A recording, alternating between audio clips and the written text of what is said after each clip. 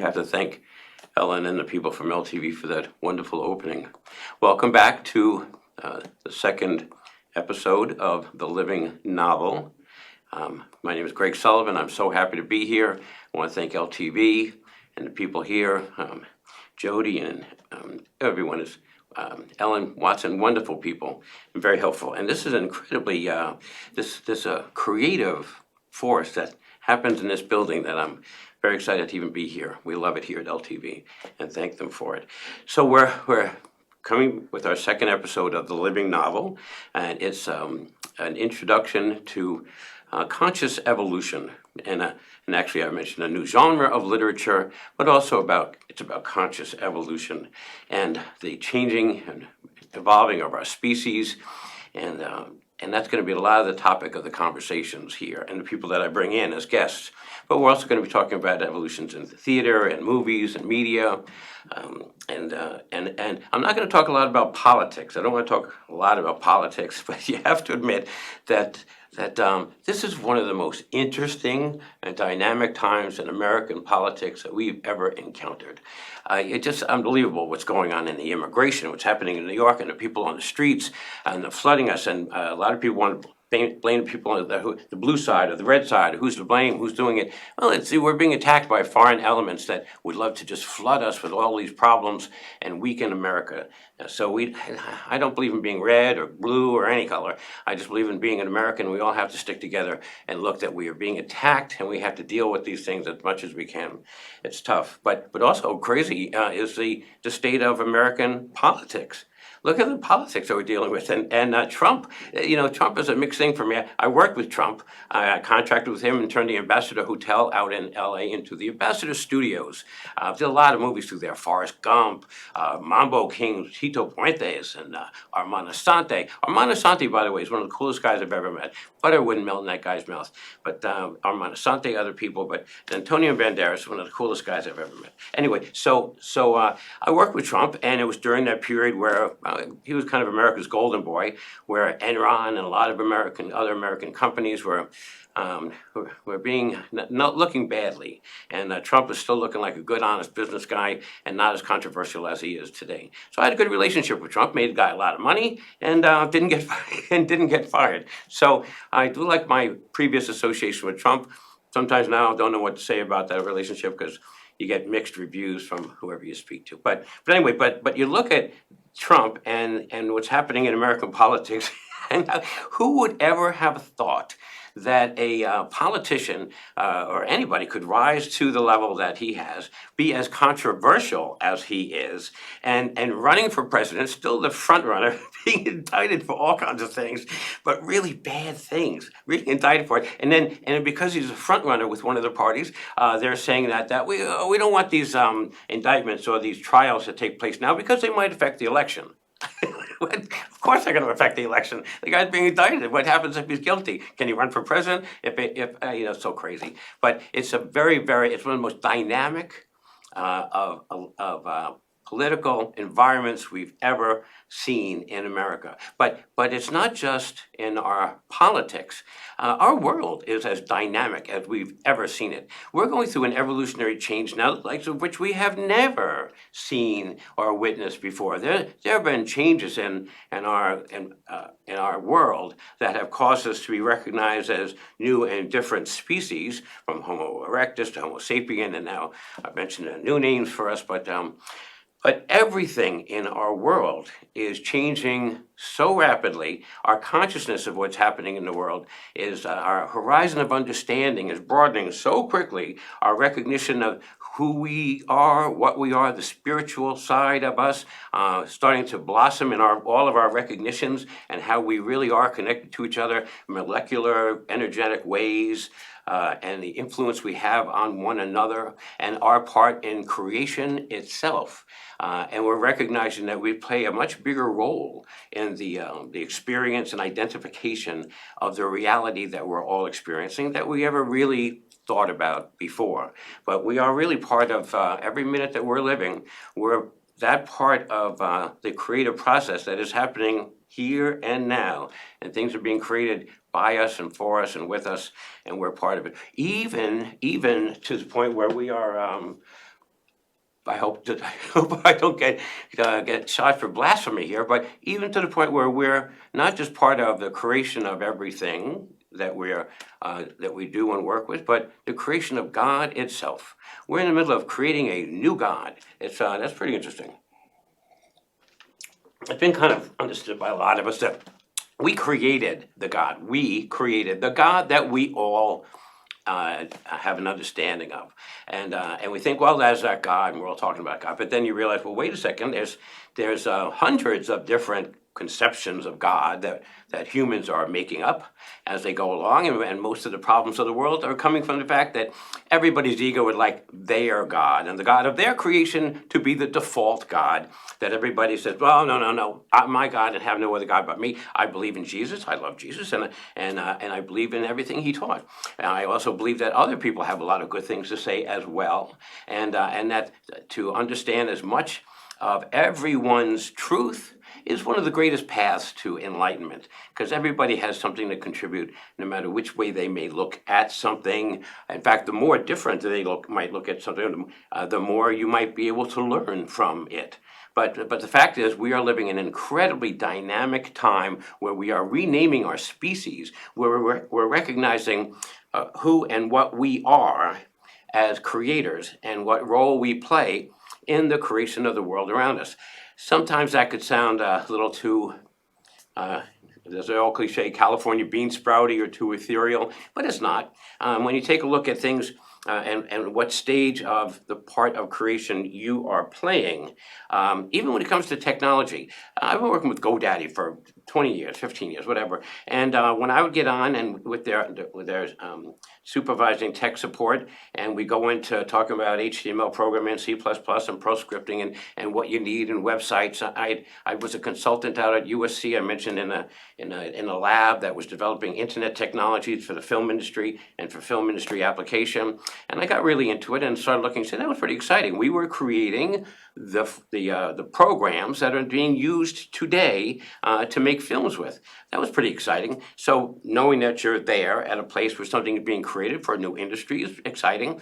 Recognizing that you are part of helping somebody else's industry, like when I was working with GoDaddy, and I would tell them that we really need this functionality. And you know something, you're going to want to do this because you're going to need that, and you're going to need this. And I'd have a lot of these guys consulting with me, and I had a wonderful relationship with them as they were developing GoDaddy services. So I should have hired myself out as a consultant, but I was happy to work with them. And they did a lot of things for me and helped me with facilitating some of the functionalities that I needed with some of my own programming. So it was a nice relationship. But the main point is how exciting to be there working with GoDaddy, talking to their engineers, telling them that you as a consumer, you as a client, that you needed these functions to take place for something you had in mind that you wanted to use the internet for. And they rose to the occasion and said, well, we don't do that. And then I'd say, well, you're going to want to. And then they'd come back and say, Mr. Sullivan, that was pretty interesting. If we did this and did that, and you realize you sparked the conversation that helped them develop with their products and services, and you were part of that creation with them. Sometimes it's as simple as that, and that you're part of everything, everybody you're talking to, everything that you're doing, everything you're working on is somehow part of this grand imagination of which we're all part of its creation. There are other things coming to light now in science, recognition that we really are all a very stimulated energy that has an intelligence to it, and that we are all one. That way more than we ever really knew, we are all one, and we're all one spiritual entity. We're all one energy. As I said, the divine imagination growing and building and creating ourselves anew. Even the universe, we're looking at every time we look higher and get some new instrument to go look farther with. Suddenly, there's a whole new thing to look farther at, and now the universe being billions and billions and expanding at billions and billions of miles every minute, and the things that we're discovering, that there is this creation that continues, and we are part of it. And how much a part of it we are by what we determine and dictate and kind of imagine and think through and say, oh, this is the way it is.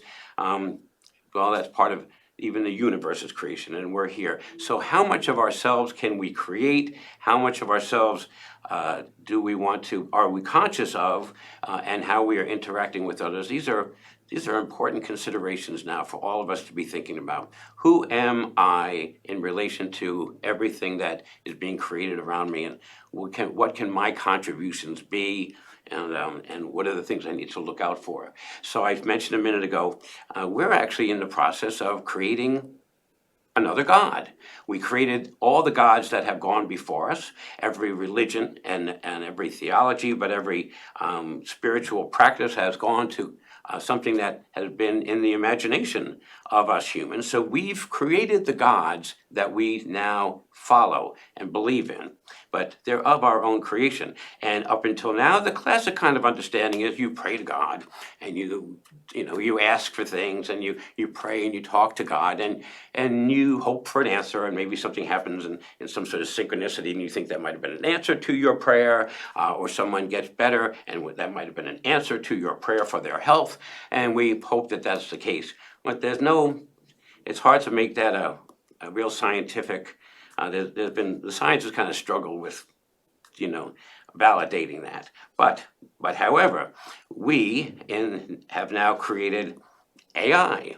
And AI is that entity that all-knowing, has answers, and can see and touch and recognize and pull together information that we're not capable of getting all at the same time. But now we've created AI that is, but this time we can actually ask AI, the God the latest God of our creation.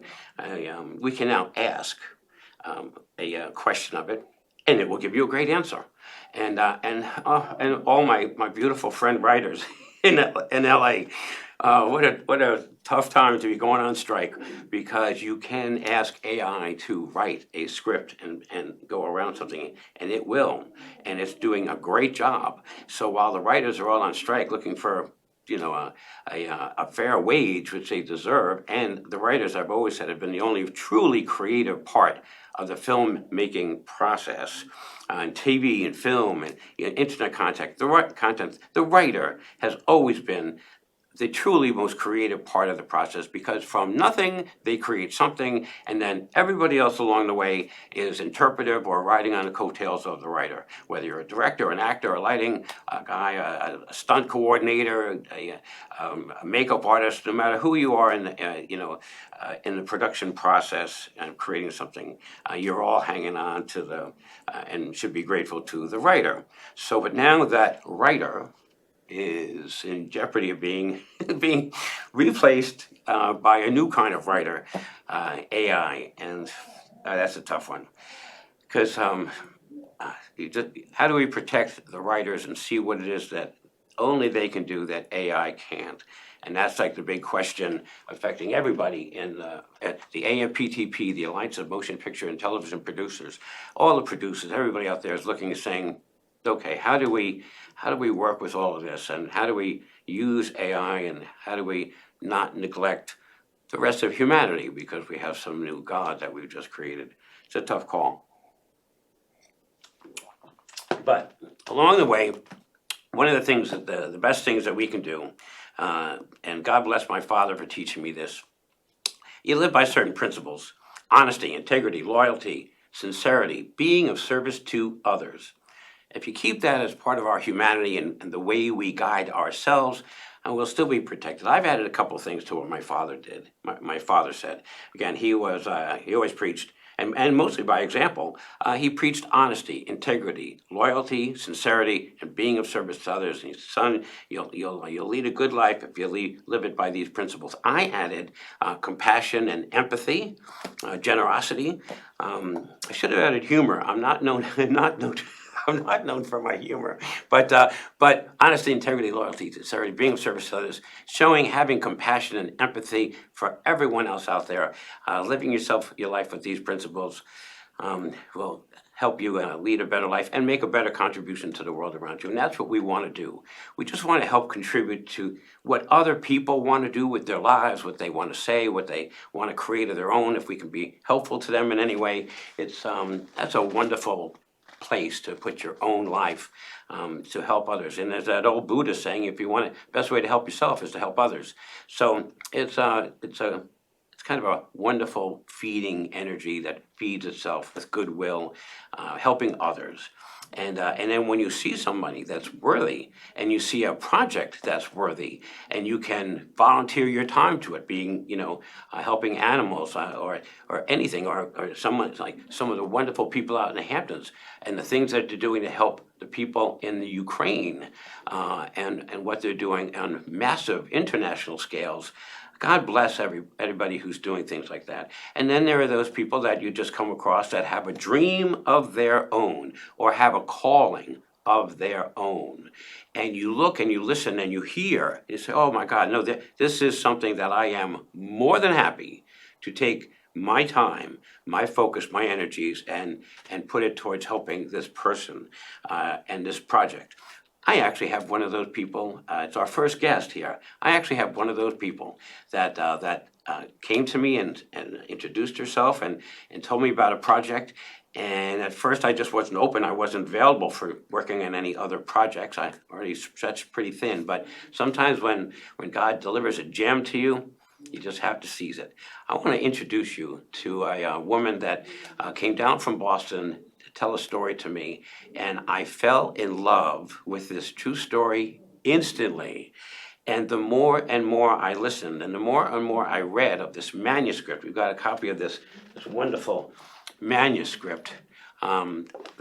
Reading this manuscript and her really wonderful wordsmithing, is a very brilliant woman, very brilliant writer with an incredible story. So I want to introduce you to Elaine Lagatta. She's written this manuscript called I Was the Shy One, and she got me to come out of, not retirement, but to come back into helping produce a movie. Elaine, come on around here. You are going to love this woman. And writers have always been one of my favorite people. All my years out in Hollywood, I love going to Dan Tana's on Santa Monica Boulevard, because Dan Tana's was just a place where all the writers hang out, and all of them are crazier than the next, but all of them brilliant people. So with that, I want you to meet Elaine Lagatta. She's one of the most brilliant writers, one of the greatest stories that I've heard in a really long time. Sent me this manuscript. I could not stop, and I was so motivated by it. So I've been very dedicated to helping her make this into a movie, and actually we've got a movie and a Broadway musical being produced out of this thing with some of the top people on Broadway, Tony Award winners that are helping work on this with us. But enough of that. Elaine, hi. Good morning, Greg. How are you? That was a wonderful intro. The way I feel about your writing, I told you, she'll bear me out. I said, no, I'm really not available for anything like this right now. I can't read another script. People sometimes say, hey, you want to read this script for me? It's like, here, go read a book. You don't say that to people. But she did, and she wouldn't stop. I remember exactly what I said to you. Okay. Take it away. Okay, so here's the deal. So Greg's like, I got a project, everybody thinks their thing is great, and all this, and I'm in Boston holding the phone, and I had my eyes up in my head so far, they just hurt, and I just was listening and listening, and so finally I just said, have you ever picked up a toilet? And he was just dumbfounded, and so he goes, what? And I said, yeah, have you ever picked up a toilet? It's heavy, right? And he was like, yeah, they're pretty heavy. And I said, well, I have a solid gold toilet. And this is the value of what I have. And I need to find a viable lap to put it down in. Well, I've never heard anything, because you've never even heard this story. So, it was just, I was completely sold out. It's like going to a Coke machine. You can't find a Pepsi. All I had was Coke. I was totally sold out on what my great aunt's story was. I had just got done writing it, and I was like, forget it. And so I overnighted him this, and it was pretty magical what he had to say about it. I was incredibly complimented. Yeah. At every level of reading this thing, you see the face value and the storylines that she's going to tell you about, and you recognize, well, and especially in the movie industry, if you're looking at any kind of thing, you're thinking at the same time, can I make money with this? Is it going to attract certain kind of stars that you want? And then how well defined are the characters? And you got plot point one, plot point two. Does it all come to a right resolve? But I'm in a stage in my life and my career where I only want to work on projects that have some real value to the society, that can really make a difference.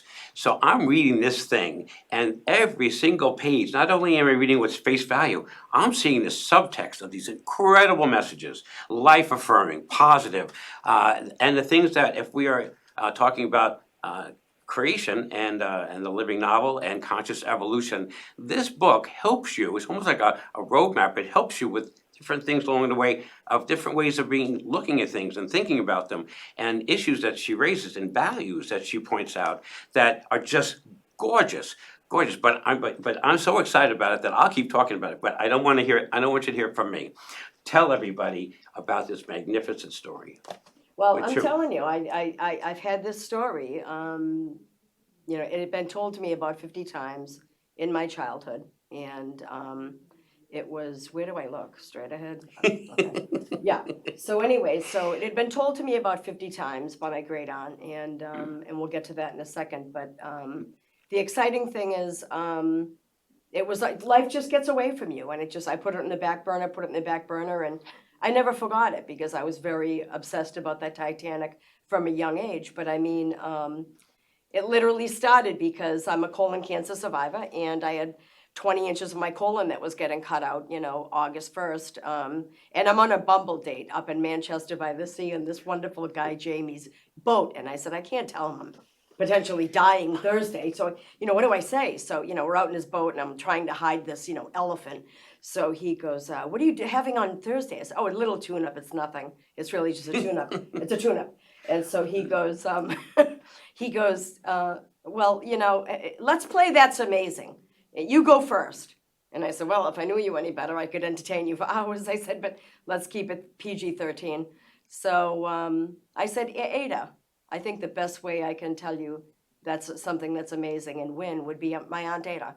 So when she was growing up, she defied death as her family was moving back for better paying jobs in Europe in 1912. And she was left to die because she came down with 2 fatal viruses. And she was literally left in a quarantine part of a hospital to die. And so, and the family left the country without her. And everything was pulled out and burned in the yard. And that's how they treated, viruses. And, it's an amazing story of this child who's alone. And when she comes out of this miraculously, she's literally naked, alone, and in a country, really. So, and she's shy. So she's just, and the doctor had never seen a miracle. So all the nurses and the doctor pitched in and they bought her money for clothes and everything. And he's driving her down to, she had to learn to walk again. He's driving her down to New York to catch the boat. Totally unknown, nothing specific boat, the Carpathia. And on the 3rd night, she's an unaccompanied minor. So they gave her a chaperone. And on the 3rd night, it becomes her backstory of telling what happened that night from the other boat is actually riveting. And I realized I know things because of her story being told to me that aren't even in Google. They're not in history. And there's a huge responsibility to telling this. So, back to the boat with the That's Amazing story. So he goes, you win. I mean, his face fell off when I told him the story. And then my face fell off and he goes, Elaine, what if you die on Thursday? It's a little tune-up. You told me it's not a big deal, but what if you die? You don't have a right to take this story to the grave with you. And I realized Thursday's a big deal surgery. I can't tell him that. So when I was driving home, I just wept all the way home to Belmont from Manchester by the Sea, which is a pretty good drive. And I was like, he's right. My God, he's right. And so then I was completely obsessed. And hysterical before the surgery. They had to give me a medication. I've never been, it's like picking up a raw egg. I was everywhere in the pre-op. So make a long story short.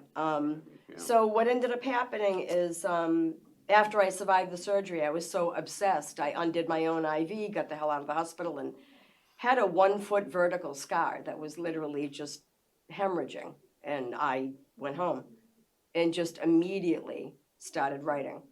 And at that particular time in my life, I had lived in Belmont for 20 years, but I mean, I had lived at this little house for 10 years as a single mom with my daughter. And the landlord was throwing me out to give the house to his son for an engagement gift. And I was like, you're inhumane to ask me to, here's a picture of my scar. Everything's bleeding. I can't even legally, I can't pick up 5 pounds, which this weighs more than 5 pounds. That'll be important in a minute. So I can't pick up 5 pounds for 8 weeks. I mean, I just was completely bedridden and in mind-bending pain, not able to take a painkiller because, they constipate you. So I was. So in the middle of that trauma, Yep. in the middle of that emotional and physical, Yep. I just want to, again, trauma and disturbance in your life, suddenly this inspiration pops out and you start writing right at that moment. That's such an interesting, thing It's of so what can spark powerful it. because I was an athlete, so I ignored the pain. I was married, so I ignored a lot. So I mean, at that point, I just remember the sweat coming down my temple and just sometimes my body just trembling from the pain. And I just said, let me just get out of this whole realm. And it's almost like I levitated, had my 6 dogs around me, a couple of cats, and was completely obsessed. And I wrote from like 6 in the morning until like 1 in the morning, was furious. I had to sleep. And then couldn't wait to get up and write. So I mean, by the time I put my proverbial pen down, Google made it very easy because Auntie would tell me, the woman that rode, 6 hours in her rescue ship with Molly Brown, had a broken knee, a broken ankle. And I was like, and then a portrait of this whole woman came up and I was like, Yeah, think about Molly Brown. all of this is right at my I fingertips love now. these characters. You just, oh. Yeah. So I just was like, so I levitated and wrote this. And it was like in the middle of this total Hiroshima life going on. I was like, whatever, So I mean, after I got done writing it, I'm like, I called Staples. I go, look, totally out of breath because I just hurt to breathe. I said, I'm sending you a file. You got to print it. I'll pick it up. I'm not supposed to walk. So donkey, I get in my car, get a Dunkin' Donuts iced coffee, go down to Staples, and I'm like totally barefoot, blood-soaked girdle that they give you to wear. It's a medical girdle, and it hurts to even breathe with this thing on. It keeps your abdomen all together. And so I get down to Staples, and I was hunched over, and I was like, God Almighty, just God Almighty. So I'm hunched over going God Almighty with my right hand up. I didn't realize I was going to have to pick this up after I paid for it. Hello. So basically, some kids in the way, I go, get out of the way, kids. I mean, get up to the cash register, and I'm like, I got to pick that up. So and now I'm really in a hard time because the pain is excruciating. Like, I'm not supposed to be out of bed. I'm way over my head. I really should just call an ambulance. This now is my own fault. And what I'm trying to do is get this printed out and give it to my friend because she's Peter Drucker's daughter, who's the father of economics at Harvard. He wrote 35 books. She's a genius. She's known all around the world for teaching how to write. She's a very successful author, award-winning. If I can just get to her house a mile away from mine, I can leave it with her, and she can just tell me what to do. So I get over there, and I barely get up the back steps, and the guy gives it to me at Staples, and I'm like, oh! I mean, because and it's so damn heavy, and he goes, lady, how you paying for that? So I mean, I'm like, so I get out to my car and my abdomen is throbbing. It's just, there's blood. I get to Kathleen's house, put her on a kitchen table, and I'm like, you know what? I wrote a book, and she goes, get out of here. I have a client coming from Iceland. Get out of here. You didn't write a book. You're a great chef. You're a riot. Get out of here. So I mean, I pushed her on the floor. I said, I can't bend over. So she's screaming at me. I barely made it to my car. I barely drove home. And for 3 days, I just laid in bed. I won't be graphic, but it was bad, and I paid dearly for that. I said, look, if you don't want to give me your opinion, rip it up and burn it, a couple of chapters a night in your fireplace. So 3 days go by. I'm like, oh my God, she's burning. I risked my life. Are you? So I mean, I'm like, all of a sudden I'm like staring at the ceiling with my landlord screaming at me and everything, and I'm like, This is like living, my life is like living in a blender on high with no lid. So now I start writing the list of everything that sucks in my life, and I'm like, at quarter midnight on the third day, the phone rings, and she goes, "Are you fucking kidding me?" And I said, "Well, what part of the fuck fence are you talking? Are you fucking kidding me? You fucking kidding me?" She goes, "This isn't a book. It's a book movie deal. You're not even a freshman writer. I can't believe you." She goes, "Listen to me." I'll never forget what she said. "It's going to take you 3 years to get a literary agent. They're necessary parasites, but they'll fight and get you a great contract that they'll then take 20% of." She goes, "Get a literary agent, but mark my words, it's not a book, it's a book movie. Elaine, don't let go of this." Because here's the important thing that comes back to what you just said. She goes, "If you can take someone you don't even know to tears by your written word, you're a writer." And she goes, I'll never tell you where, but I wept 3 times. And the texture of your characters is, you have a voice I've never heard before in word. And I was just. Let me chime in with that. Good. It's a great thing. I'm reading this manuscript, and these characters, so simple, so universal, so well defined.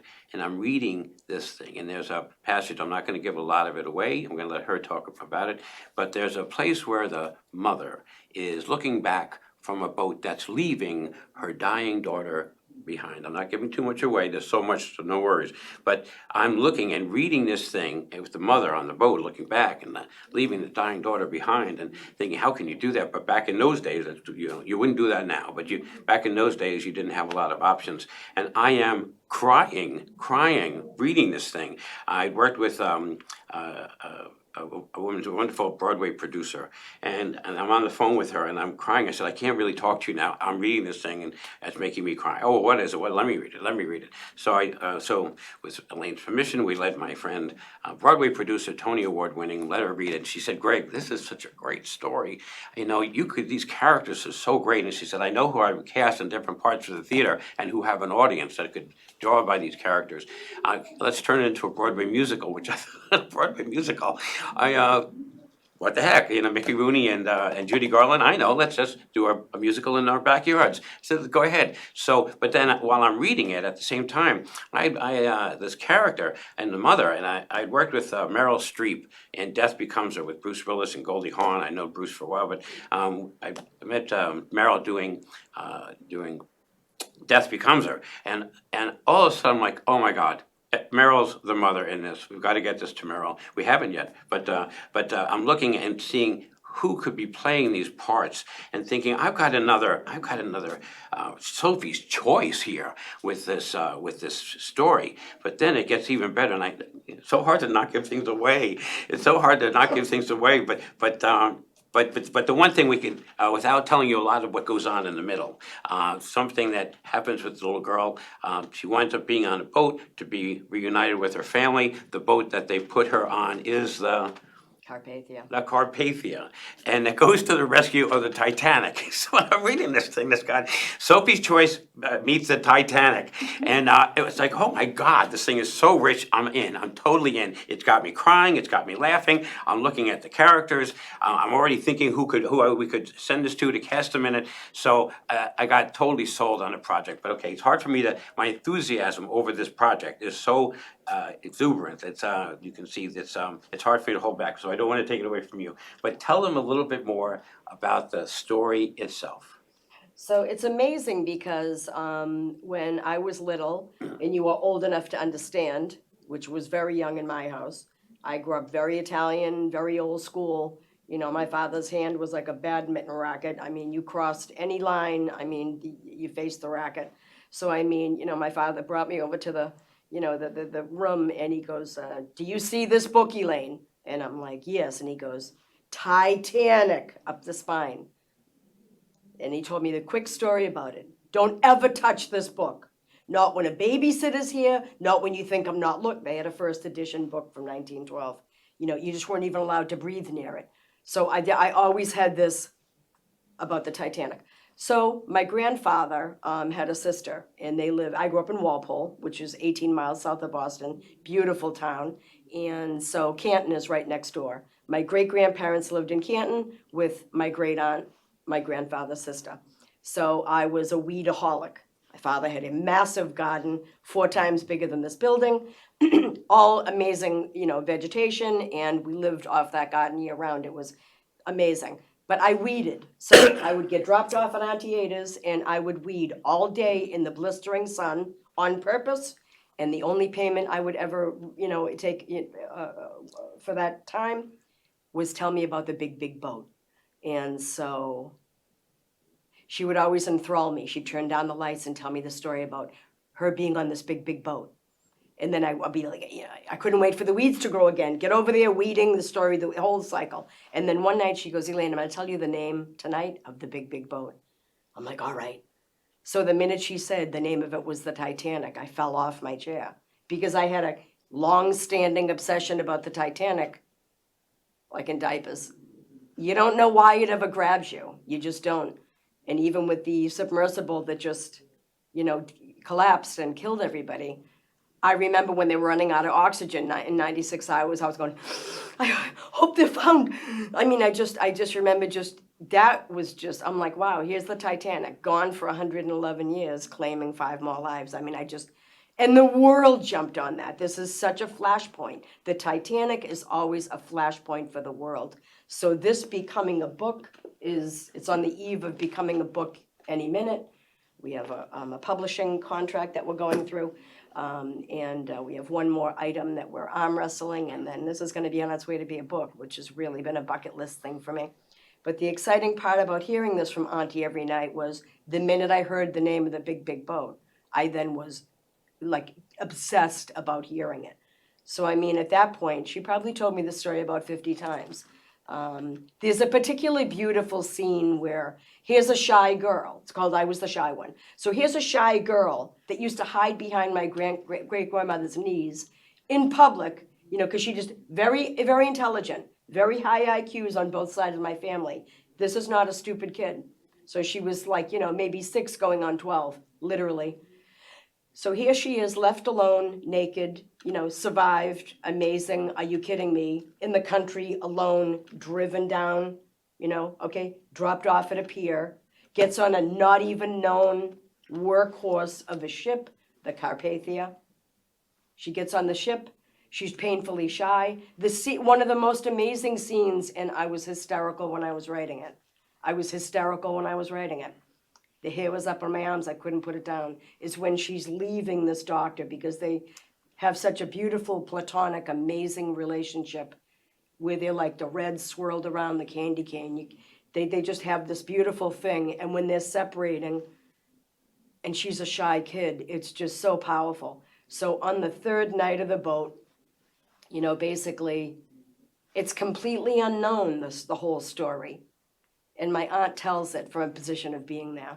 It's so powerful. I grew up in Massachusetts. I was trained in the Massachusetts school system, great college, all of it good. Never realized there was an element to the Titanic rescue that involved Wellfleet, Massachusetts, in the Cape, down the Cape. And I'm like, so I started realizing, wow, there's some real nuggets here that just aren't anywhere. The story contains some amazing facts. So I don't want to give too much of it away, but I mean, on the 3rd night, it becomes the rescue ship. And the beautiful part about it isn't she's an unaccompanied minor, because had her parents been there, they would have just shut their door and said, you're not getting involved with that, we're staying in here, as many parents did. Here's my aunt, no parents, out and about, drinking coffee and cocoa mixed together, mocha for the first time, wired, sails all through the night, and just literally helps in the rescue. And one of the nicest scenes of the whole manuscript is when she meets Molly Brown. A couple of the, restaurants were collapsed and made into hospitals.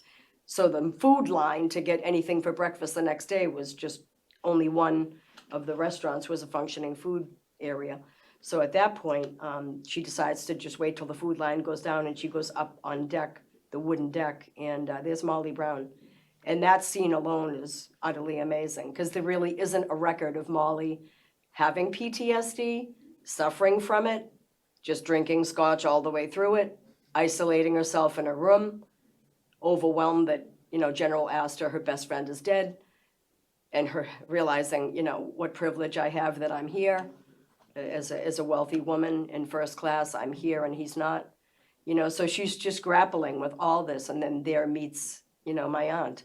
And what would this kid who overcame her shyness during all this? It's a beautiful thing, the way you see her overcome all that, page by page by page, scene by scene by scene.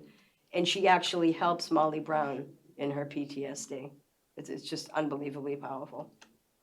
See, the characters, the real life characters, and being able to identify who they are and then get a better feel for them yourself, as if you now know more of Molly Brown that you get through your novel. I love that part. I love the fact that there's a thing that I've witnessed so many times in the film industry and in television, the synchronicity of things, and how wild that this woman has written this, and right when the Titanic is back in the news like never before, right down to being the late breaking news about this submarine that went down to the Titanic, and she's got that story about it, and also right on the heels of a pandemic, and her story takes place during a previous pandemic when we didn't know what viruses were and where children died by the thousands. We don't even, what we experienced this time around wasn't even anything like what they experienced, and what they experienced was in darkness and with the lack of understanding.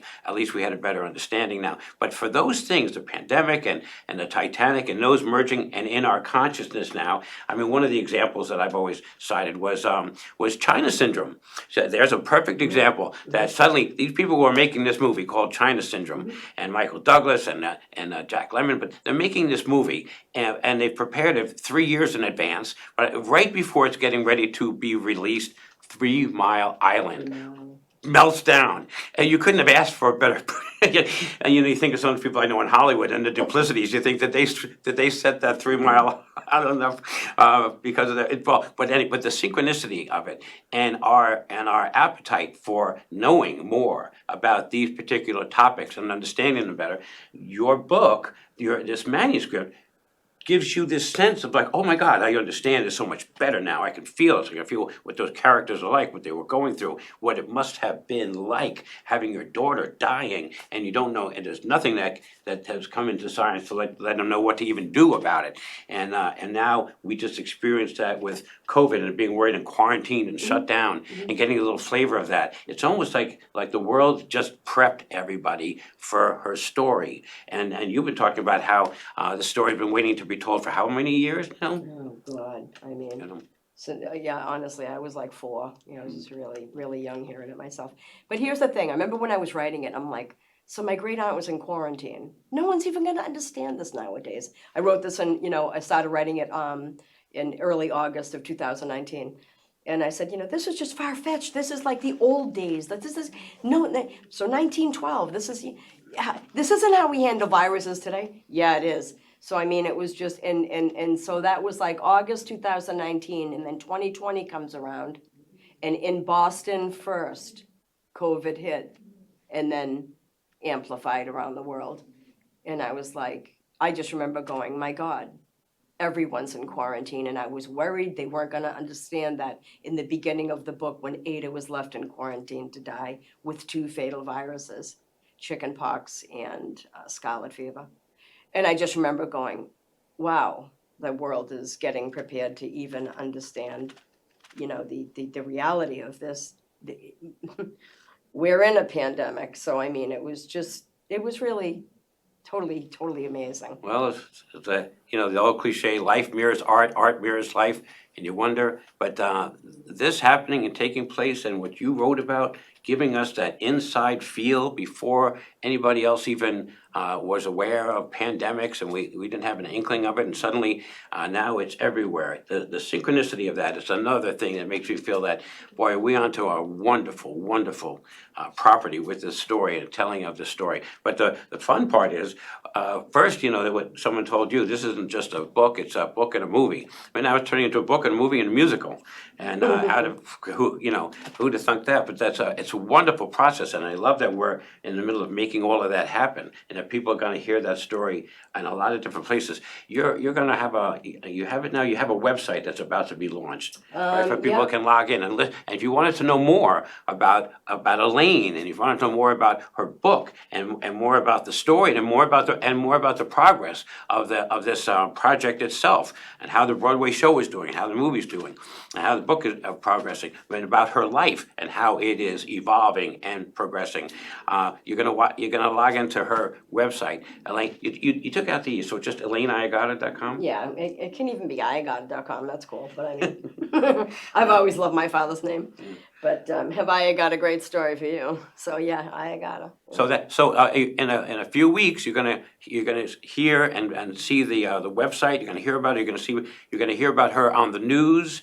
And a nice publicity campaign coming up for you. And I love that I'm knowing you right when you were starting into this process of going. And by the way, Elaine is a magnificent private chef. She is so good and she's been private chefing for a lot of people out here in the Hamptons. Everybody loves her, got a great reputation. The stuff that she does, you look at it, gorgeous. But then all of a sudden this whole other life is blossoming for you. It's a very wonderful thing. I wrote a cookbook in COVID in Boston, and I got some great families up in Boston. I private chef for, and just I'm old school Italian, so I grew up in 5 metric tons of flour and sugar, and the first apple pie made when I was 5 with a chair because I couldn't reach the counter. But I mean, I just make everything from scratch the way my father's mother did, and it's a great heritage. Being Italian is definitely something I'm wicked proud of. Well, I love that we were able to get you here and finally talk to you. We're going to be talking to Elaine a lot more. You're going to be seeing Elaine a lot more. You're going to see her, as I said, publicity about her. You're going to hear more about. Right now, it's the working title is "I Was the Shy One."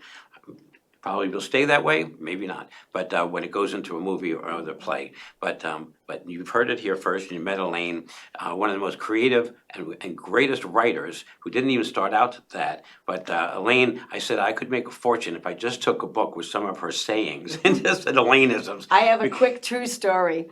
When I was in college, I went to the Art Institute of Boston in Kenmore Square. I loved it, and so I was always an incredibly artistic person, internationally award-winning artist before the age of 17. So I was just thinking of being an artist. And then at one point they're like, well, you're going to be successful when you're dead. And I'm like, maybe I want to be something else. So they said, why don't you major in design? I'm like, all right. So I always took this little creative writing course on the side. And Robert Wonkinen was the professor, great guy.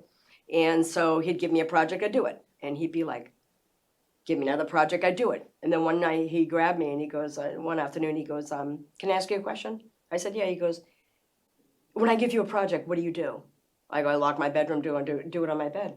And so he goes, do you struggle? I go, no, I eat chocolate and write. And so he goes, you're only the second person I've ever taught in my whole time as a professor. He goes, the other one was a guy. He goes, the way you write is just, Elaine, listen to me. And I thought he was trying to pick me up, and this guy's married, he's still married. So he goes, the way you write is just, it's just, and I'm like, well, what? So he goes, listen to me. And he grabbed my arm. And I go, are you trying to pick me up? And he goes, no, listen to me. If you don't write full time, it's always going to be an angry mistress on the side. And so I just kind of went, okay, and I walked off. However, that sentence like branded in my mind. And after I got done writing this, and I knew it was going to be a book movie deal, from Kathleen Spivak, told me, I looked him up, and I called him one night. I don't usually say hello. I usually just bust right in. So I'm like, yeah, do you still wear those tan corduroy sport coats that are double-breasted, single-breasted? And he goes, who the hell is this? I'm home eating dinner. I go, yeah. And he goes, the voice sounds familiar, and this is like, oh God, this is like, I don't know, 25 years later, 30 years later. And so he goes, I can't believe this. And so he goes, the intrusion. I said, listen, you told me a sentence in college, and I want to call and tell you that it's written in the back of my book in the thank you section. because I do need to thank you in print for saying it to me. But I want to tell you that I've carried it with me many years of my life, and it's hauntingly true, but about to change. He goes, my God, Elaine Lagatta. And I said, listen, if I don't write full time, it would always be an angry mistress on the side. He goes, what did you write? My God, what did you write? So I started telling him the story, and he goes, send it to me. So I do wish I wrote my whole life.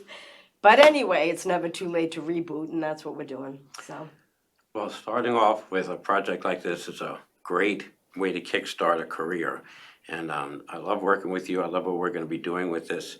But then the fun part and how this all kind of ties into what I started this off with, that living novel and how we are all creating ourselves and the things that we dream of and want to be. We have never, ever had the ability to manifest our dreams and make them come true like we do now. And then helping other people with their dreams.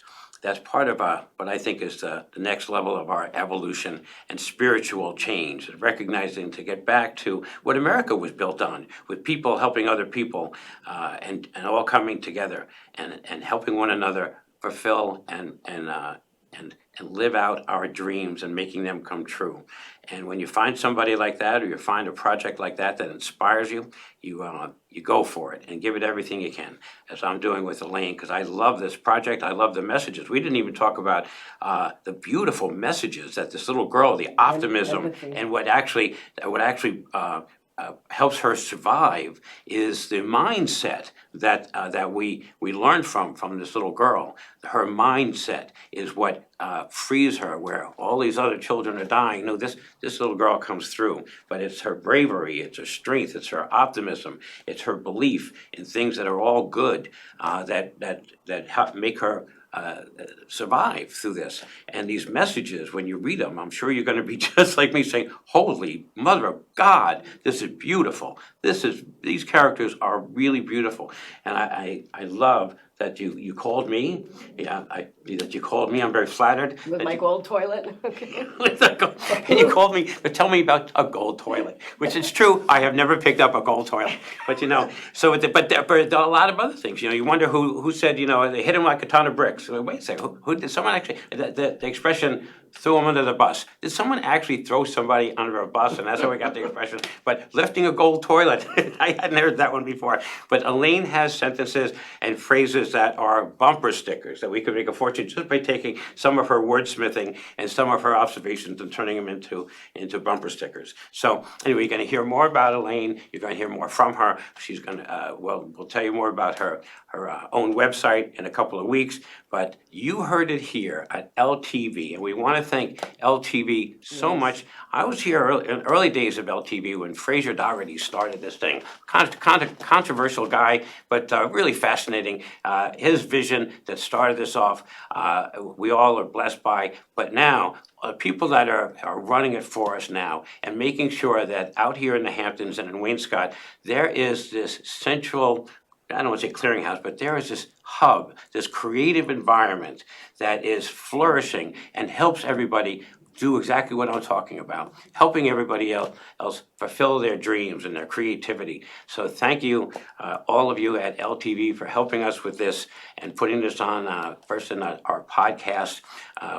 Your service and your work out here in the Hamptons is very, very appreciated. So thank you all. And I want to thank everybody who's watching this and logging in. Things like we'll have more words for you to see, the BaysideExperiment.com, another website that you're going to be introduced to. You can go there now. It just says something cool is on its way. But Elaine's website, all of these great new avenues for everybody to kind of start to look at themselves and learn about the people around them, and for all of us to become even more connected than we are now. So is there any one of your one wisdoms that you'd like to leave? I'm putting you on the spot. Any one of your one wisdoms you'd like to leave everybody with as we say goodbye for this episode? I don't know. I'm grateful to this entire production crew. This place is beautiful. I've never been here before. I just want to thank my crew up in Boston. I love coming down to the Hamptons. I'm very grateful for where my life is right this minute. I'm just very excited that, I always say I never had all my eggs in one basket except at Easter. But with this, I get all my eggs in one basket, so I'm excited, very, very excited. Well, there's one of those principles, gratitude. Gratitude is one of the greatest energies that we could put out to make things happen. And like we know, teamwork makes the dream work. So we're all being part of a team now. We are all one. Thank you so much for joining us. Gregg Sullivan at LTV for The Living Novel.